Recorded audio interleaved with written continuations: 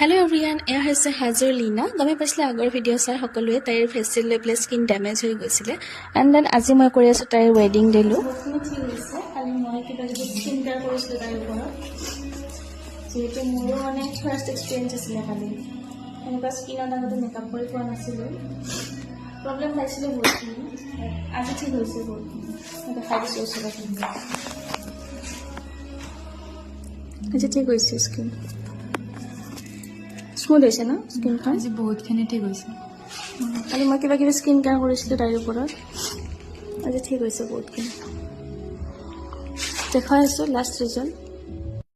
আৰু এইটো লীনাৰ হ'ল আজিৰ ফাইনেল লুক। জনাব আপোনালোকে কেনেকুৱা লাগিছে তাইক। মোৰ বহুতখিনি কষ্ট হৈছিলে জুনিয়ৰ দিনা, যিহেতু মই নিজৰ ফালৰ পৰা এক্সট্ৰাকৈ তাইক কিবা কিবি স্কিন কেয়াৰ কৰিছিলোঁ।